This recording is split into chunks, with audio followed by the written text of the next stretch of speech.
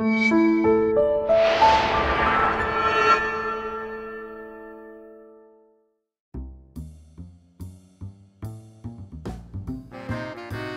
everyone, we are Geeks Not Nerds. I'm Captain Logan. I'm Eric. Today, we're going to be talking about Star Wars. We will be talking about Star Wars. And this is not a GNN Revisited. This was a subject that we decided to go ahead and do on video, because this is another one of those things where Eric and I are just sitting around chatting, and I'm going, oh, I'm not going to tell you what I think about that yet, because that sounds like a great video topic. So let's just put a camera on us and do what we were doing. So anyway, as you were saying, so today we're going to talk about recent developments with Star Wars, and this video is going to be kind of twofold. It starts with the question of whether or not we like the idea of bringing Abrams back for 9, which I think just today or yesterday, as of this recording, was announced. But because they lost the director, creative differences, he's gone, and they brought in Abrams to bookend it. And then coming out of that, because we were talking about that, and I thought about maybe doing a GNN, but I was like, yeah, I don't know if we would really have enough to say half an hour on that subject. And then Eric asked this question. Go ahead, ask your question. Can we burn out Star Wars? Can we burn out Star Wars? And I went, we have to talk about this on the channel. Sure. That's great. And I think the Abrams question is a great lead-in to absolutely. that, right? Because with some of the concerns that we were expressing, he would be one of the reasons that you could maybe imagine burning out Star Wars or putting us on a track where such a thing is possible. So what is your immediate answer to your own question? Can we burn out Star Wars? Yeah. Well, I don't know. Okay, well, let's explore. Well, because I compared it to Marvel, and I was like, can we burn out Marvel? Like, because right now we're in such a geek cultural zeitgeist that it seems impossible that we could burn out Star Wars or Marvel right now. Yeah, right now. But okay, so Marvel and Star Wars are maybe somewhat different animals. Because one of these has been... So I want to ask you if you think that I'm right about this and if this really is an issue, or if Marvel has solidified themselves so well that they are already like Star Wars. Star Wars has had staying power for decades. That's true. Marvel obviously has had staying power in different media, but it's only relatively recently, in the last decade, of course... As films. And as this continuity of movies. So... If that burn out, we would, in 5-10 years, we would look back on it as a fad. Star Wars has not been a fad. It has endured hard times. Marvel hasn't had any hard times yet. That's true. So in that way, I think they're not comparable. That's true, but I think in the current model they are, because what Star Wars has always had is time in between. Right. We are not going to have another 10 years between 9 and 10. And Marvel feeds on itself. That's actually kind of a different sort of model, right? Where Marvel is all about keeping it in your purview and trying to keep the quality up so that you keep carrying it. And the thing is, and we've talked about this before, but the big difference between Marvel and Star Wars, besides the obvious one's a superhero thing and one's not, one takes place now and one takes place way back whenever, way then, is that Marvel covers every genre.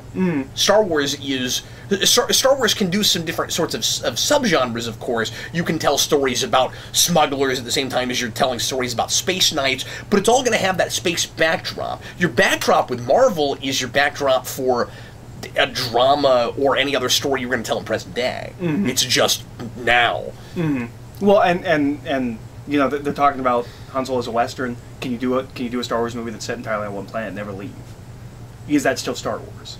Well, I think so. As a movie. Would audiences accept it as a... You can do a novel like that. You can do a Star Wars novel, a comic book like that. Would audiences accept that if you stayed on one planet? If you don't have all the trappings? I mean, that's if you're not a Star Wars movie. That's the sort of question I could have imagined asking in the mid-'80s after other franchises do it, like Star Trek, where oh no, can you do a whole show set on a space station? Well, yes, you turned out that ended up working out. I mean, yeah, we left sometimes, but you know that worked out. So I don't know that I'm horribly concerned about that. I think that as long as the story's good and it still feels authentically Star Wars. But I guess the point you're making is, would it still feel authentically Star Wars? I think it just going in your genre thing. The nice thing about a Star Wars story is that you've got a leg up on Star Trek with that, because with Deep Space Nine or anything not set on a ship, it's called Star Trek this thing. Yeah. You call something a Star Wars story, and now it doesn't have to be Star Wars. It's in that universe. You know, you're done. But anyway, I certainly think it's possible that Star Wars can get burned out for me. If we have a couple of bad movies in a row, I think my opinion on Star Wars could shift, and I could get more negative about it, and I could be less excited. But I don't know culturally how long that will take. It depends on what... I think we'll really start seeing it if Han Solo is a mess, which all indications are we'll be really lucky if it's a mess, right? Like, they shot most of a movie, and they're scrapping it, and in like 6 weeks they're trying to reshoot like most of that.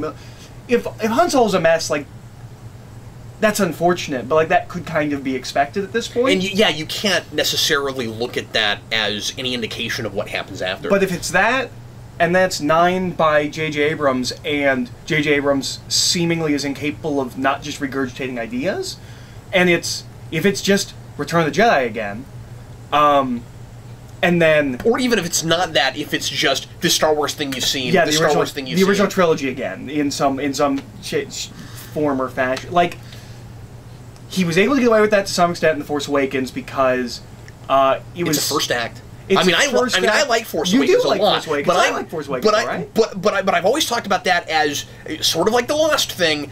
It's great right now, but it being part of a larger story, it could be hurt by lack of payoff, because there's a whole lot of setup in that movie that we don't have time to pay off yet, and you can't dog that movie for not paying it off yet. And there's things that he does that are callbacks and parallels to the first movie that at once feel like it's just for the sake of that, but they might feel more layered when you have the whole story. Well, I could feel like, okay, look, we're starting in a similar place. Now look where we go with it. Look how it goes a different way. Yeah, good point. Very good. When you get the guy who did that, and it's not just that movie, he has a track record of doing that, that makes me really worried that his third movie is going to look way too much like other Star Wars stuff, and it's not going to be a different way. You'll have a real wild second act. I don't know if you'll agree with this, but I wouldn't have even been as concerned about it if we knew from the beginning that he was going to be the director for all three. Like, if it was just his vision all the way through, you might have also thought he's going to start with that and then see where it all goes, like you suggested. But we're going to get this really what seems pretty clearly to be a totally radically different kind of thing with the second movie, which I'm very excited about. But to then play like this tennis game where we then volley it back. Maybe Abrams will surprise us, I don't know, but I think if Han Solo's a mess, and then... It's volleyball, you volley it back. And then 9 is really safe in the way that Force Awakens is safe. That's 2 movies back to back. And if people react to that, because a lot of people... and obviously 9 will be a bigger deal because people have more stake in that, you know what I mean? And it's the ending. A lot of people gave Force Awakens a pass because it's the beginning, it's for a new generation, we're kind of riffing on that story, and now we're... And again, we don't have the whole story. Yeah, let's see where it goes. But there's going to be so much pressure, like, arguably, you need your best creative team on that last movie. Because third movies are hard. And especially if the whole thing is building to the answer to a big mystery. Now, if a lot of those revelations happen in 2, and it's sort of like Return of the Jedi, where the big bombshell is in 2, and then 3 is simply the resolution of a story, then okay, he might be okay. But if we still don't fully know what Rey is in 3, oh god, this is potentially scary. Now, I'm not saying... If he's still setting up mysteries in the third film? Well, yeah, but if he's the guy, I just don't know that I trust Abrams is the right, like, I don't know that that's a skill set, that he's the right guy to pay off all the big questions. No, I agree. And I think if Han Solo's a mess and that movie's just okay, I think people will give it less of a pass. Yeah. I think Force Awakens is not as good as people say it is, but it's not a terrible movie, and I think people give it a pass because it's the first one, and we'll see where it goes. And but it was also... it's a movie that lives or dies on its sequels. And you're mostly talking about for diehard fans. Like, general audiences love that movie. Well, that's what I'm talking about. And general audiences, for the most part, seem to really like Rogue One. So when you're talking about just the bigger, like like culture of movie watchers, they're in a really good place right now, and the bar is set high. And I just think that's important, especially to consider as well. if 2 is as if 8 is as radical as it seems, going back to form, I think even just general going audiences might be really disappointed. Let's talk about, because this is a point you made and that before. Would be 2 movies back to back. Before we decided to film, you mentioned the prequel trilogy and how, despite how lackluster the response was with those movies overall, it didn't kill Star Wars. Let's explore for a minute why that was. Well, I mean, because it's the only thing we had. What we are primed to possibly do, and why I think they could burn it out in a way that we haven't before, is there is a Star Wars movie every year. Yeah. There is no chance to catch your breath, and there's no chance to, well, those ones weren't that good, but they're still Star Wars, and like maybe one day we'll get some more, but like I'm still gonna love it because it's Star Wars. I have a lot of love for the prequels, despite being bad movies, for nostalgic reasons and for it's Star Wars, and I don't completely hate those movies as much as I should, given them on a critical level. There's a lot of bias there. I'm not gonna have that when there's a Star Wars movie every year. I'm not gonna, even if I don't love this new trilogy when it's all said and done, if there was a 10 to 15 year break between it and the next one, it's a lot harder for me to dog on it, or to not have some affection for it, because there's so much time in between. When you do one every year, you don't give people that time. Yeah, with Star Wars has cooldown periods, and you're taking away that cooldown period. And I'm kind of back and forth on this. Like, I don't think you necessarily have to have a cooldown period if the kinds of movies you're making are varied enough. And again, that's what's making it work for the most part with Marvel, where you can be fans of different pockets of that universe, but not necessarily love all of it or be as invested in different parts of it than others, you know? So like science fiction fans are going to latch onto certain things, and then more than fantasy fans are going to latch onto certain things, and you've got all these different kinds of movies. Star Wars is maybe going to try to attempt some of that, and it'll be interesting to see if it works there. Not to repeat a point we had earlier, but here's the thing. Marvel started saturated. In comparing them, that's the thing we should keep in mind, is that we started with at least 1 or 2 every year, and then now we're up to 2 or 3. We built to that. Star Wars we hadn't had in forever, and then we, right out the gate, go, we're going to get one every year. Even if they're all good, it's possible to burn people out on them. It's not just a matter of quality, necessarily, if they all feel like the same kind of movie to a degree. And so, like, you said earlier, like they've got to all still feel Star Wars, and yeah, that's going to be important, but they also have to be varied enough, right? It might have been smarter to do the new trilogy and then go to the year model. I'm thinking that too, maybe, but I mean, obviously, Star Wars is such a big deal, and it was still a giant moneymaker, obviously one of the major moneymakers, even when we didn't have movies, and even when we thought we would never get a movie again. I mean, you look at how much revenue it generates. It still had some kind of spot in the toy section. You understand why Disney's looking at that Marvel model going, well, we got to strike while the iron's hot. We have this, people were excited about it again. And people are incapable of waiting. Let's put, yeah, that's right. They can't wait 2 years in between every movie. What if they forget? Yeah, but again, there's so many different stories that, I mean, you wouldn't say we should only make a Star Wars comic once every couple months. No. You know what I mean? No, like if you do, I don't know what proper is, but if you do it properly, I could see not burning people out on it. I'm just saying that I could see the problem being that we rushed it so fast that, I mean, I'm glad we're not trying 2 a year, you know what I mean? Yeah. But like that we rushed it so fast that at first it was a big novelty, and now we just take it for granted. And that's my worry, is that we'll start taking Star Wars for granted. The reason it worked with Marvel partly, besides quality, is that we started that way. We got people immediately accustomed to and also it's a comic model. Like Star Wars doesn't have that luxury. It started off as films you got every 3 years, and only 3 of them. Well, you know? and it's already got more behind the scenes drama than Marvel. We already have, that's true, yeah, a team of directors that were kicked off for apparently making the majority of a movie that they didn't want them to make, We now have a director leaving for creative differences, who's not even the first director to leave this franchise for creative differences. Yeah. You already have more behind the scenes.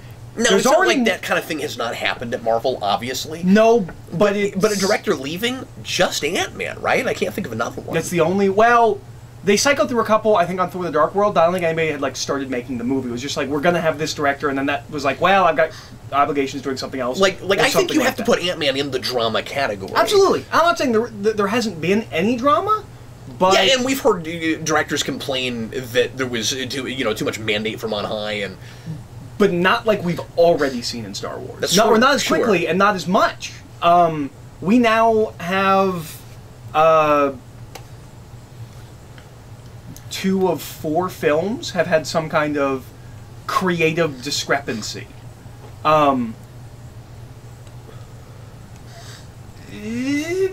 Again, maybe they should have gotten all their ducks in a row before they announced a movie a year. Yeah.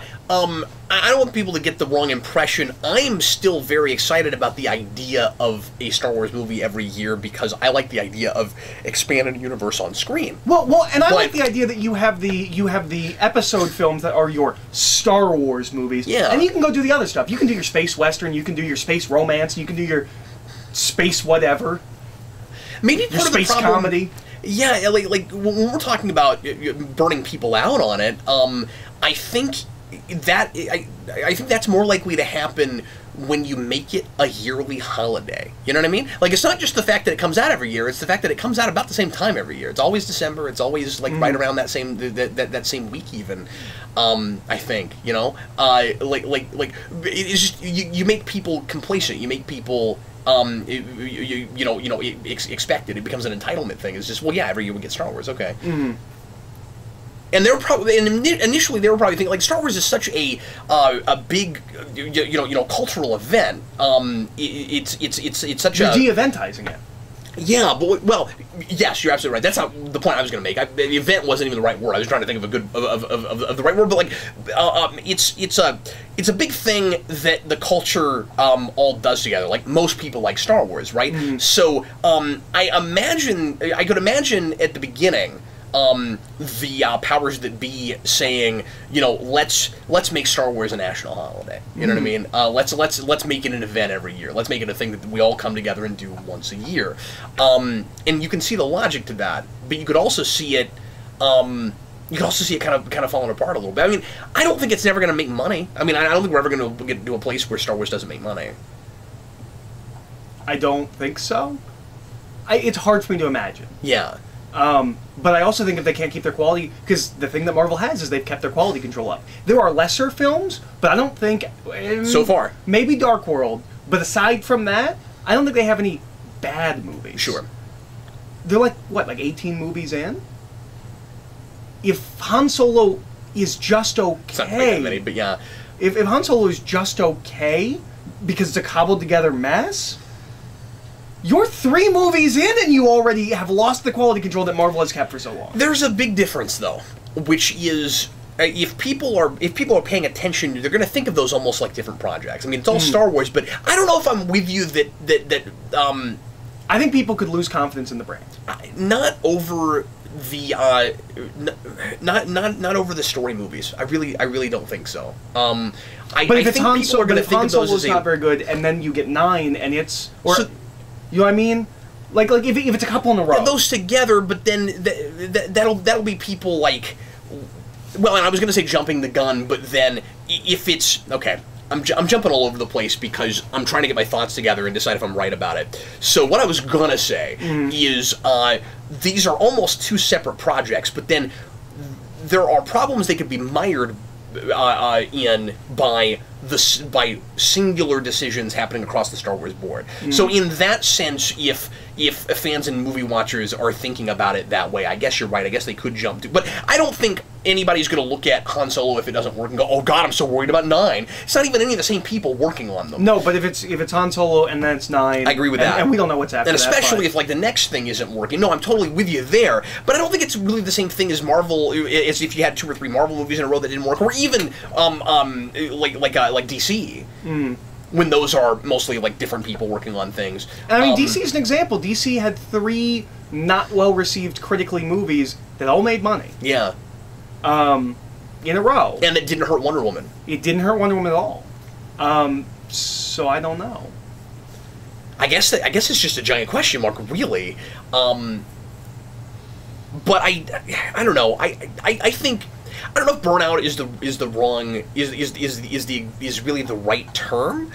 But I do think we're likely in the next few years, especially if the movies aren't great, to get to a place where Star Wars just isn't as big of a deal to go to in the theater. Mm-hmm. And that would be really unfortunate, given how long Star Wars has lasted and how culturally important it is. But I think by making it what they're trying to make it, they are de-eventizing it and they're de-specializing it. I think what would be smarter would be to make a Star Wars movie every 2 years and do your story stuff on Netflix or like even direct-to-video movies. Like do TV shows and stuff. Yeah. No, I agree. I think it would be totally acceptable to make a movie every now and again that goes directly to a streaming site, or absolutely. If you gave it enough money. I mean, we're already seeing like, and I also will predict that that's going to happen at some point. Well, especially with Disney launching its own streaming service. That's true, but you're already seeing Netflix starting to make movies that people are liking that look big. And Rebels is ending, and they're not going to let. That void must be filled. Rebels, once Rebels leaves... Have they not even announced As far as show? I know, that we don't know what the next one is, but there will be something. What it is, who knows? But there will be something. I don't know, bringing back the guy that remade A New Hope is a red flag for me, and makes me worried about if they get it, if they even got what did work about Force Awakens. Yeah.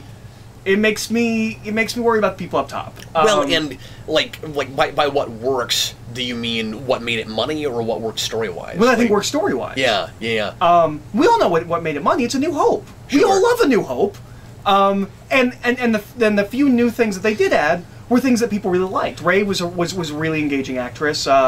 Kylo Ren's kind of an interesting character, and things like that. But everybody could be much more fascinating once we get past that first act. Yeah, absolutely. See where it was all going. Absolutely. I don't want to make like broad sweeping claims like I don't want to do the fanboy thing of going, oh God, it's Abrams, this is what he's gonna do. I don't know what he's gonna do. He might be smarter than he's ever been because he might be smart enough to realize these are the pitfalls I shouldn't fall in with this franchise. And Hopefully Star Wars learn from In the Darkness. Well, that's the point I was going to make. But doing. Well, I guess I won't even make this point now. That's where I was going to go. But what I was going to say is that a valid concern that he might do the same thing he did with Darkness? I think it is, because that is all he's ever made in movies. But Star Wars is his favorite thing. That's true. You see what I'm saying? He might be more careful with it. He might play it with kid gloves, and he might think that's what he was doing in the first place. But Darkness was just going to the really popular Star Trek well again, and he partly did that because the man doesn't know Star. Now, to be fair, he almost didn't even direct that movie. So I mean, a lot of those choices weren't his. In the Darkness? And I think that's important to remember. Yeah, he was on the fence until almost the 11th hour about whether or not he was going to direct that movie. Oh, whether he was going to. You don't mean when he was actually there, he didn't really direct that movie. You mean he wasn't sure if he was going to come back at all? But he couldn't have made many of the creative choices because he got pulled on so late. You see what I'm saying? So I just. That's why I wanted to ask that question. Is that I'm not totally sure that a lot of the issues with Darkness weren't Orson Kurtzman before they were him. Mm. I would almost be more interested. I don't know that he was even creatively consulted at all on that script. You know what I mean? I would almost be more interested. And his films are always better when he is writing them or co-writing them. That seems to track across his work. His stuff is better when he's involved as a creator, not just a director. Because I was going to say, well, he just went back to the well and did the same thing he did with 09, but I got to be careful because he didn't really do all that. He didn't write 09 either. But I mean, there is a track record. Super 8 is a Steven Spielberg movie. Mission Impossible is the Mission Impossible movie. Like, there's definitely a track record with him doing this. Yeah, sure. And he seems to work with people who also have that same mindset. I I would be less concerned if like they announced like, well, we're gonna have Abrams write it. Sure. And we're gonna look for a director, or what yeah, I think maybe the other way even. What I just don't like that he is writing it solo. Like if it was the exact same team from Force Awakens, I'd almost feel a little bit better about it. Because I have to assume that some of what worked in that wasn't him, but the guy Kasdan. but Kasdan, yeah. And Kasdan says he's done with Star Wars. He wrote the Han Solo script, and he said that's it. Okay. Because he did Empire, he did Force Awakens. Sure.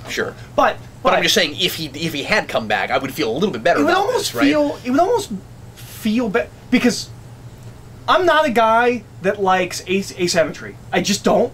Things must be symmetrical, and it's really weird for me, or like be even. And it's generally speaking, I'm kind of that way too. I need your have like.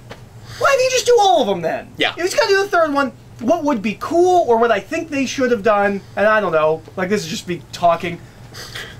Have the director of 8 also write it. Have them co-write it. Okay, this guy gave you his vision. This guy gave you his vision. Let's put their visions together and see what that looks like.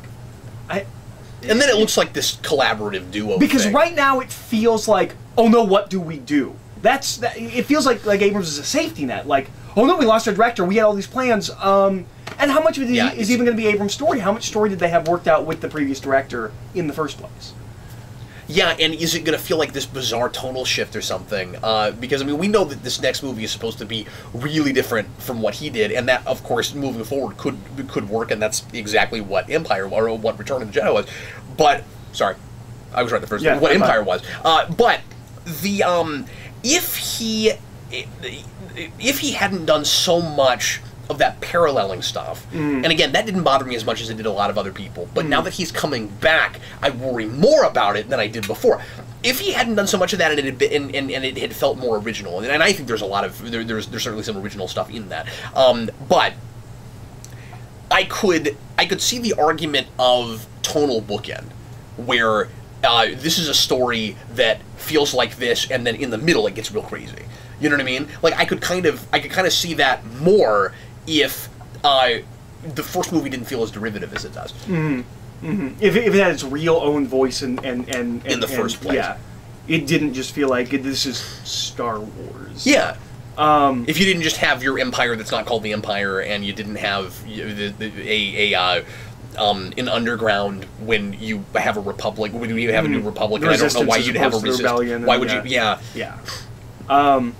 Where it seems like you just have that because that's what we had in the first Star Wars. That no one has ever been able to explain that to me. I still don't get that. That's still my biggest complaint about that movie, is how do you have a rebellion when your main government over here isn't the First Order? I don't get that. And how is a founding member of that government the head of the rebellion? Yeah, wouldn't that just be the military? I still don't get that. Now, it's also possible...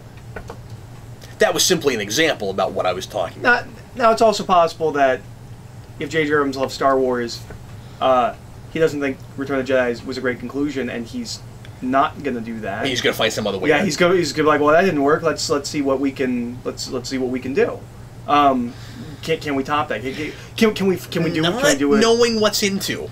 And it'll be interesting to come back to this video later and see if I'm shaking my head at myself going, yeah, that's nothing like what they were doing.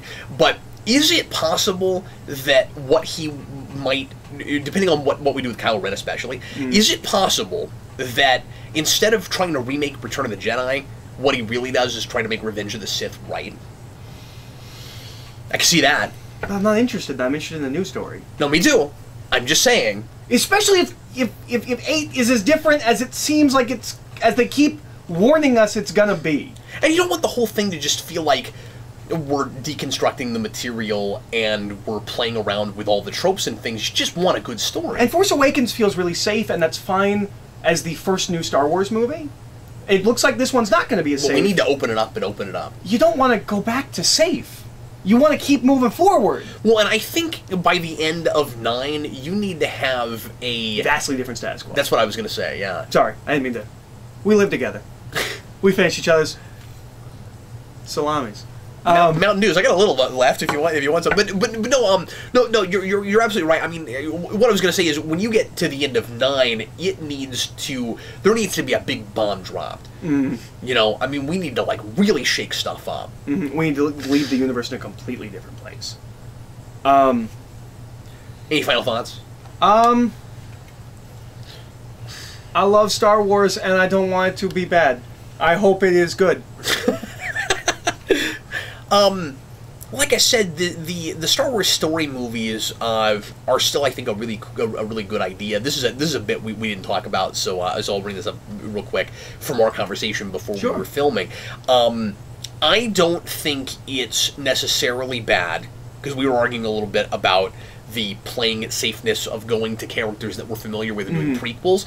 And you suggested that we might still be doing that moving forward because of Rogue One. So like that merchandise didn't move. People didn't seem to like even that if they movie, liked that movie, but they didn't really grab onto the characters. But I also think that some of that is probably just because they're not going to see any more adventures with them. Surely we've already by now had a book or two about characters that died in that movie. Well, we know there was the prequel, and there's also a junior novel about Chirrut Imwe and Baze. I don't remember anymore. I don't remember. No, that's not his name.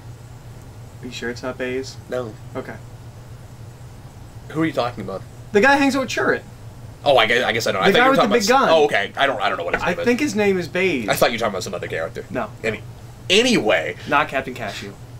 But, see, I already don't remember any of the characters in that movie. I'm kidding. But I'm going to be interested to see if you're right about it. I'm going to be interested to see if if we keep just making movies about characters we know because they're worried about introducing anything new now. Okay, well remember, we are the one between 8 and 9 is going to be Han Solo. Right. The one after that, the other ones that we've heard about are Boba Fett, Obi-Wan Kenobi. So let's say 10 comes out, then we get Boba Fett. 11 comes out, then we get Obi-Wan Kenobi. 12 comes out.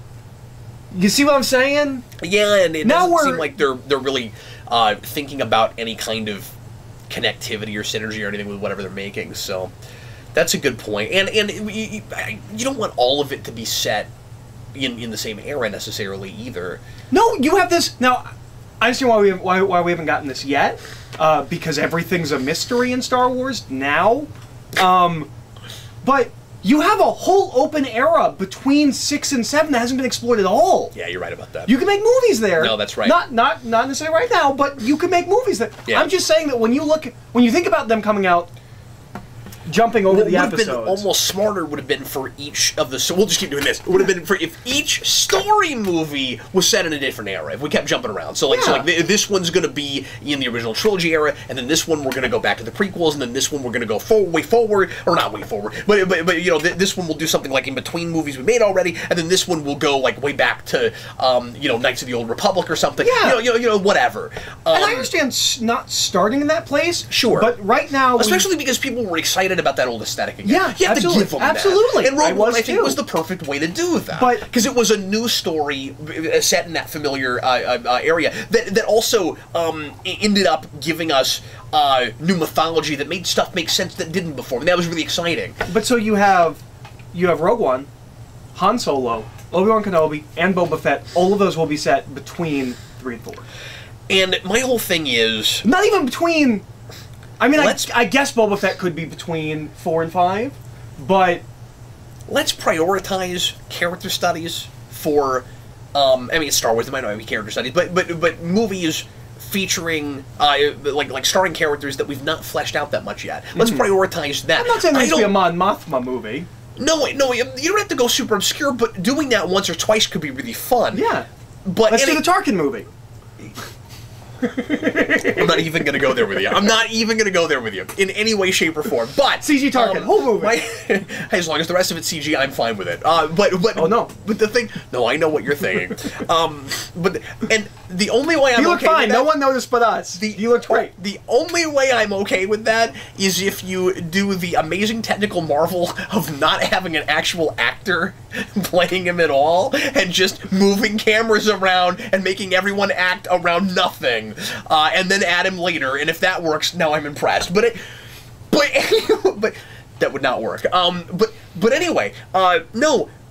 The Boba Fett movie makes perfect sense, because at least in the movies we didn't get to flesh that character out, and there's all kinds of apparently cool EU stuff with him. So like, he's a character people love, and people like me don't understand why, because I've never seen him as an actual character. That makes a lot of sense. Don't make a Han Solo movie, because he's a character I'm already familiar with, and he's fleshed out, and I know who he is, and a young version of him doesn't. I don't know. I mean, like, I'm not saying that can't be a good movie. I just can't get excited about it. Well, like, there's so many other things I want to see before you did that. And not to bring in like. But I'm also not a big fan of the smuggler film, that kind of, you know. And not to bring in. But if you're gonna do a con artist thing, let Lando be.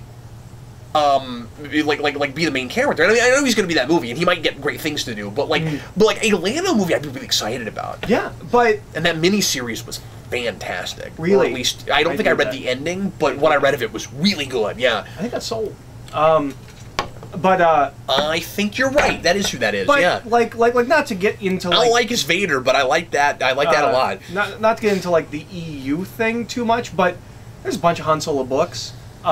Han Solo is in at least one comic every month. Like, nobody's hurting for Han Solo material. That's a good point.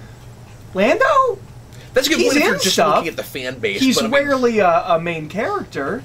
I'm just saying, if you want more Han Solo, there's plenty more Han Solo for you. You can find Lando as a supporting character in a lot of things, but as his own, as the main character, not as much. I mean, I hesitate to think, when we're talking about that kind of thing, too much about the extraneous extra material, regardless of whether or not it's canon, because you have only a fraction of the fan base that's actually reading that stuff. I know, but a Han Solo film is extraneous extra material. Like, the film itself. Like, it just people is. that love that movie that I'm sure will be really excited. Although I'm excited for a space western. They said it's like a western. I was surprised by the sheer number of people that were angry that we killed him off. And those people might not be happy about a young Han Solo movie. That's true. I didn't even think of that. But anyway, well, let's go ahead and... That must be like making a young Wolverine movie right after Logan. We just got done with this character! It's like, I'm never going to play him again. That doesn't mean that someone else won't really fast. Let's go ahead and move on now to rants. Chris Pratt is Wolverine. Eric. That's awesome. What would you like to rant about today, sir? I'm going to rant about, I wrote it down so I wouldn't forget, but I've already... Oh, okay. So, this is something that's somewhat job-specific to me, but isn't exactly. Yeah. It's for everyone that deals in collectibles. Okay. What we need to do... I'm going to rant about something that doesn't exist. Fix the world. Fix it. I'm going to rant about something that doesn't exist. What we need to do is we need to start making PSAs. You know, we used to make PSAs. Yeah. We need to start making PSAs. And we need to put them everywhere. They need to be before movies. They need to be in between episodes of television. They need to be in the newspaper. On your milk carton. Yeah, on milk cartons. Put these everywhere. Because we live in a world right now where everyone's constantly thinking about geeky things, right? And you know what else everyone thinks about? Money. And that they have things from a long time ago that are geeky things. Okay. And they're all worth millions of dollars. Yeah. We have been not informing normal people about this since the 90s. Not just in the 90s, we were blatantly lying to people by putting on the cover... That's when we crashed the comic market. That's when we crashed the comic market. Over this very problem. All of these people have all of these X-Force #1s that say collectors... I bought a comic from someone once where I said, well, it's not really worth anything, and he pointed to the cover of the book that said, but it's a collector's item. And it's not just that. It's generally speaking, I've said this before. If it says collector's item, it's not. Now that's not always the case. That's not always the case. But that and sports cards. We need to educate people that sports cards are worth nothing unless you have a Babe Ruth rookie card or like a legitimately like really valuable. Yeah, because no one collects them anymore. And not just that, but there was a whole fiasco in the mid-2000s where they started authenticating non-authenticated cards. That's right. So you can't tell. There is no market for sports cards. Your sports cards are worth nothing. I just think it would be nice if we started telling people this. I'm sorry if you have an Optimus Prime that's missing both of his arms, that's not worth any money. You also... Just because it's Optimus Prime. But also, this is clearly, this is certainly somewhat on the people that are bringing the stuff to you. We live in a day and age where it is not hard to find out. So it's really weird when people... If somebody brings you something and they looked it up and they're wrong, that is way more understandable than if they bring you something and they say, surely this is worth a lot of money, without having done any research whatsoever. But we also get people that just look up... I believe people look up an item that they have on eBay and then put highest. Yeah. And see what's the highest... Not even that's sold for, it's going for. And then go, my Beanie Baby must be worth $10,000. Beanie Baby's another one. Those also need to be included in these PSAs. That's just a rookie, like, and like, I understand why some people won't know this because they've never sold anything before, but this is just, so, I'm not criticizing anybody that doesn't know this, but it is a rookie, like selling or collecting 101 thing. If you want to know what something is worth, not book price, but what people are willing to pay for it, you always look at the sold items on eBay, not the list price, because you can make up a price for anything. Obviously, that's why you sell things on eBay. You can decide what you're going to sell, what you're going to start for, or what the buy now is. But whatever the average of what they've recently been selling for is, like, that's what they're actually worth to the market today at this hour. So, what I'm really saying about this is, because these people have existed for a long time. I think it's a lot of people. I think it'd be fair to say it's the majority of people. Sure. That, and like, I do think it's weird when people don't look things up at all, just because it, like I don't know that you have to know anything about selling or collecting to think, hey, I know, I'll go find out what it's supposedly worth. But to dog on people for not knowing anything about, I mean, it's complicated, and it's about economics and things that you wouldn't know if you don't have experience, certainly. All I'm saying is, we've spent a lot of time selling the idea to people that their stuff is worth money. Maybe we should put in the same amount of time and effort telling them it's not. Maybe we should get some commercials. That doesn't make anybody any money, so why would that happen? That's true. But maybe we should make some commercials on Hulu. I mean, you're not actually suggesting this. It would never happen. No, it would never happen. Maybe we should make some commercials that layer on Hulu that say, hey, do you have old things that you think are worth lots of money? They're probably not. Yeah. Go look it up. Here are the steps you can do. Well, that's why you said PSA. Ask a parent before. That would be a public service announcement. Ask a child before using the internet. You know, this might be amusing. If we ever have money to burn and we just want to waste money, it might be amusing to take out one of those ads on Facebook. Yep. And like spend a little bit of cash and put them and just be like, just so you know. You probably have things that you think are worth money that are not. It's really easy to say, like, well, they don't know, but they could. Maybe we should try and educate these people about this stuff. Now, I know this isn't exactly your rant. Your rant is more people don't know when they could. But, I know some of this irritates you because of an attitude thing, right? That people come in and they're trying to tell you what their stuff is worth, and obviously you do this all day long, you know better than they do, and it's offensive when someone tries to tell you that you're pulling the wool over their eyes when you're not doing that. I think it is perfectly reasonable for someone to, with the correct attitude, bring something to you to find out. Absolutely. You know, to say, I'm hoping this is worth money, and even if it's like worth $1 and you think it's you knew that, it's not fair to make fun of them for not knowing. No, but if we put this everywhere so everyone knew all the time, I'm just saying we could be educating these people. Also, the like couple of myths that surround the internet, like the Diamond Disney VHSs. Yeah. There needs to be more, like, and I mean that's breaking those rumors down because they're not real. That's a 20-year-old rumor. Like it's crazy that still permeates. Yeah. People still think that. Or I guess maybe it's possible that they heard it back then. But I want to say there's probably like internet articles telling people that this. There needs to be more counter, being like, no, you don't understand. They're worth nothing. VHSs in general are worth nothing. Just because it has a diamond on the side does not make it $1 million VHS tape. Huh. So I just think we should come together as a people and invest some money and make some infomercials that are going to inform people. I do think there's a book there.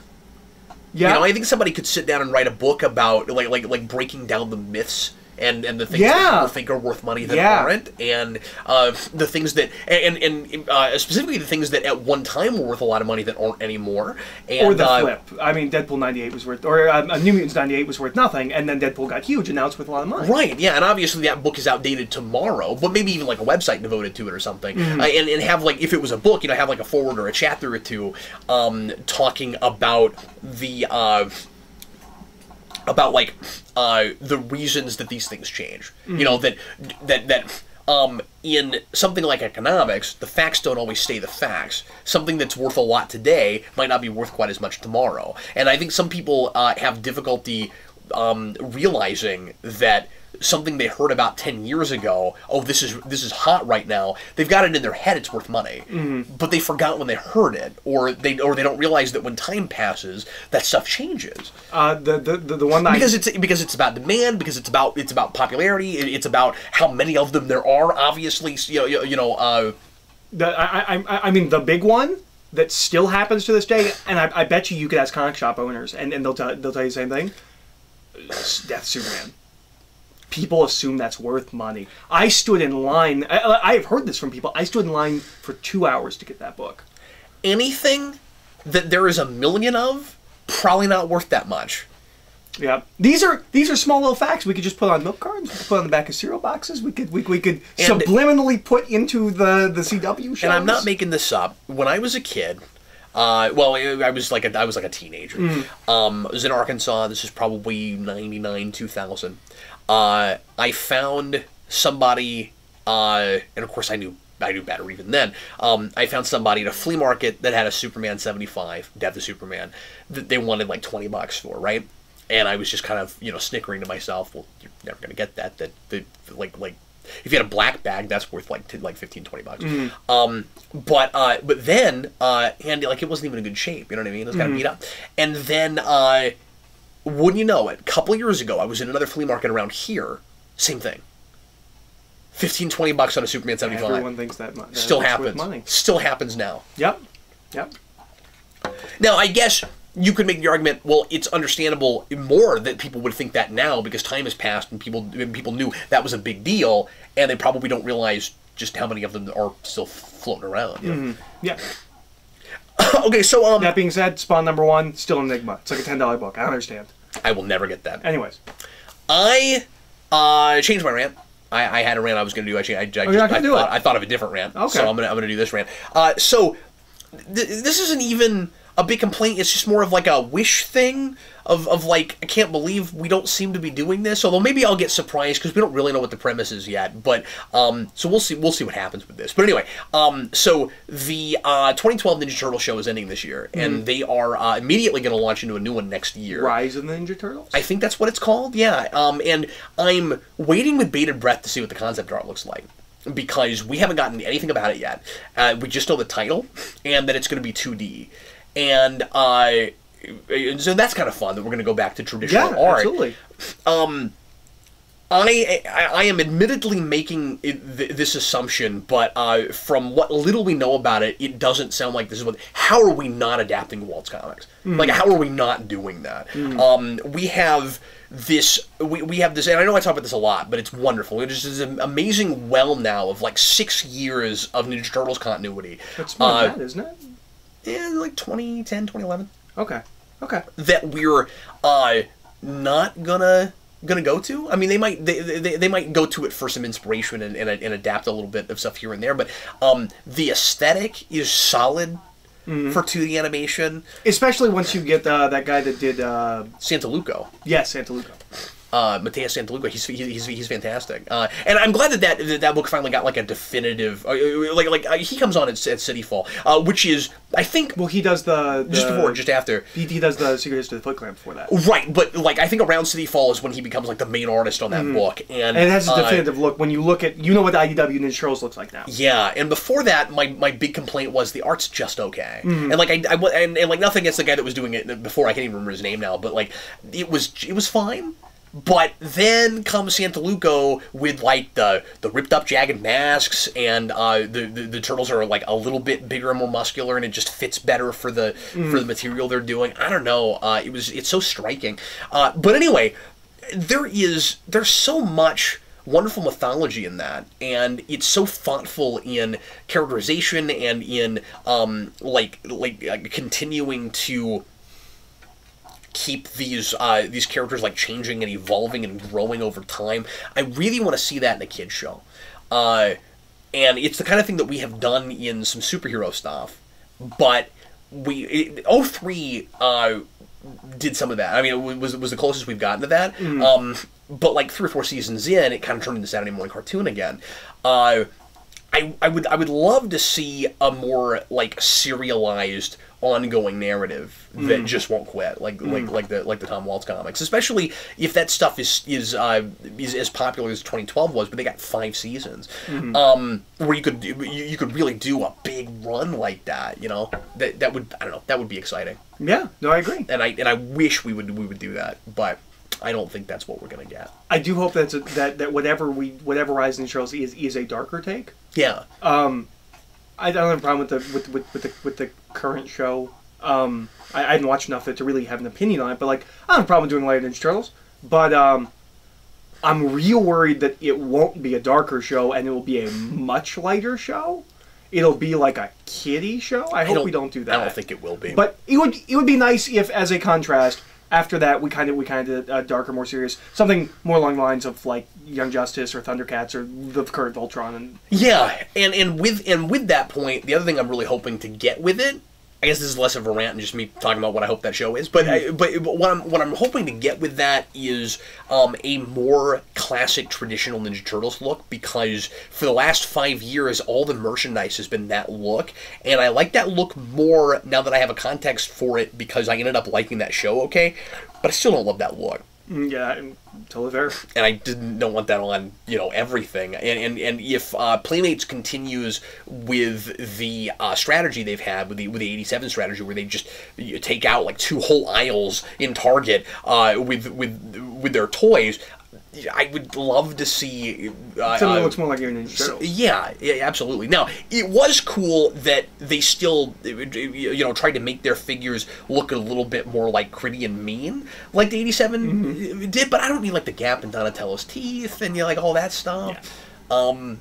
But at least I actually ended up liking that show. Okay, I mean, I haven't watched a ton of it. I need to go back to it, but surprising amount of character dimension for a show that's aimed to a younger audience like that. They did a really good job of putting something there for everybody and doing what Waltz did to a degree in going back to some of those characters that we remember being really cool and that were real one dimensional and one note in the cartoon show, where. Like, even Waltz hasn't done Baxter Stockman as a fly yet. That show did. So, yeah, that's pretty cool. The one complaint I have against that show, having seen like 4 episodes, is I hate their Casey Jones mask. It looks awful. It's got design. Bad design. And people don't have nice things to say even about that character. So oh, really? I don't know. Yeah. Oh, okay. But I haven't seen him yet. I've also heard that, like, he's like missing teeth and stuff. Yeah. They have a whole thing about missing teeth in that show. I don't know. But at least everybody does have tattoos. Teeth is funny. It's always funny. Is it? Is it always funny? I guess. Is it like speeding up footage? It's always funny? It's like toilets. It's always funny. Anyway, well, with that, we will bid you farewell. So wait, hold on. Yeah. What was your rant? Like, if you could sum it up in a sentence, your rant was... We're never going to get Waltz in animation form. Okay, that's totally fair. I just wanted to make sure I could boil it down to, like, bullet point. That's my rant, yeah. Okay. I'm trying to, because the pitch was real super vague. I mean, it's just like a dark, or it's just like an origin Ninja Turtle thing, right? Yeah, but I think I'm trying to remember if there was something. I should have looked this up ahead of time. I thought of this as we were talking, so I should have saved it. But I thought I read something about like doing the grounded stuff and space stuff kind of all at once. I can't remember. I can't remember now. I forget what it is. That's not unlike what Waltz did with Dimension X and stuff like that, from what I read. No, that's true. That's true. Now watch it just look exactly like Waltz, and then this rant is. Yeah, this rant was stupid. Anyway, well, 5 years now, you're like, yeah, that was a bad rant. Anyway, well, thanks for watching, folks. We sure appreciate it, and we'll see you again next time. I'm Captain Logan. And I'm Eric.